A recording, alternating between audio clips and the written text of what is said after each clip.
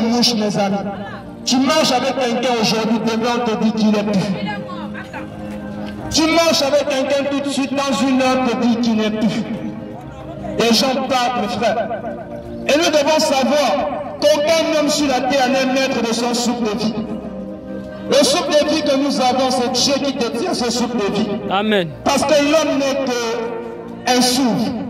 Et à n'importe quelle minute, n'importe quelle seconde, ce souffle peut disparaître. C'est ça que l'homme est, mes amis. Et nous ne sommes que des souffles dans les mains de Dieu. À n'importe quelle minute, on peut partir. On voit beaucoup qui partent, mes frères. Et Salomon, rempli de sagesse, va dire aux hommes que le lieu de deuil, c'est bien. Il va dire qu'il faut mieux être dans un lieu de deuil que d'être dans un lieu de fête. Parce que c'est dans un lieu de deuil que tout homme prend conscience qu'un jour lui aussi il passera. Amen. C'est quand tu es dans un lieu de deuil et tu vois ton frère, ta soeur, ta mère qui est dans un cercueil, à ta planche, et pourtant hier elle était en bonne santé. C'est quand tu es dans ce lieu que tu te rends compte qu'un jour toi aussi tu peux passer. Et ça t'amène à réfléchir, à penser à ta vie. Aujourd'hui, le constat qui est triste, c'est que les lieux de deuil sont devenus les lieux de fête. C'est comme si quand quelqu'un meurt, c'est la fête. Quand quelqu'un meurt, on va pour boire la bière, pour jouer aux cartes, pour s'amuser. Or, c'est un moment où l'homme doit prendre conscience qu'un jour lui aussi peut finir dans pas de planche, dans un cercueil. Et nous devons prendre conscience, mes frères, parce qu'aucun homme n'est maître de son souffle de vie. C'est pourquoi c'est le temps pendant que tu respires, mes frères, de profiter de ces instants et de faire la paix avec Jésus. Parce que tu n'auras pas de vie pour te réconcilier avec Dieu. Tu n'auras pas de vie pour demander pardon à Dieu.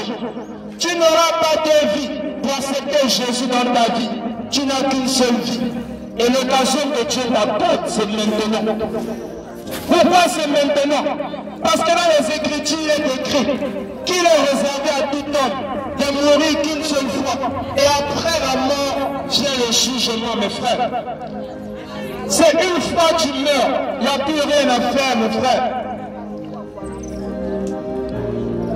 Et la nature nous enseigne, mes amis. On a tous ici déjà assisté aux enterrements, aux veillées mortuaires. On a tous ici assisté à ces choses. Mais nous devons savoir que de la même manière que nous avons assisté aux funérailles, aux enterrements des autres, demain, on pourra assister aussi à nos enterrements. Amen. Parce qu'on n'est pas éternel, mes frères. Et vous allez vous rendre compte qu'on n'a enterré aucun homme avec ses richesses. Est-ce que vous avez déjà vu quelqu'un qu'on a enterré avec ses voitures, avec sa marchandise? Vous avez déjà vu ça? Quelqu'un qu'on a enterré avec ses maisons. Vous avez déjà vu? C'est parce qu'en réalité, nous sommes venus sur la terre poussière et nous allons retourner poussière. On est venu, on n'a rien amené. De la même manière, quand on partira, on n'emportera rien. Tout ce que l'homme se bat pour gagner sur la terre, ce n'est que vanité.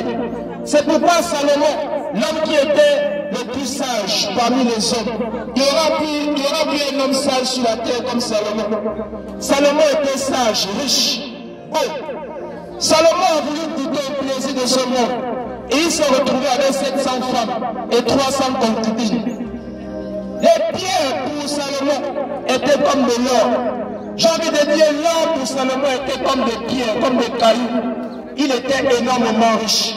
Il avait de belles femmes. Il avait des enfants. Salomon était beau.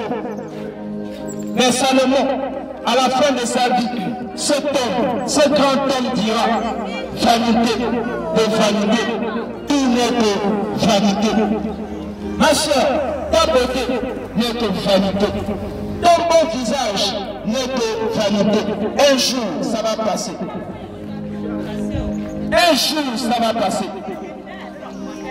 Un jour, ça va passer. Mais souviens-toi de ton Créateur. Souviens-toi de ce jour, de cette rencontre avec ton Dieu. Souviens-toi de ce jour. C'est pourquoi il dira, jeune homme, réjouis-toi, pendant les jours de ta jeunesse. Livre ton cœur à tous ceux qui te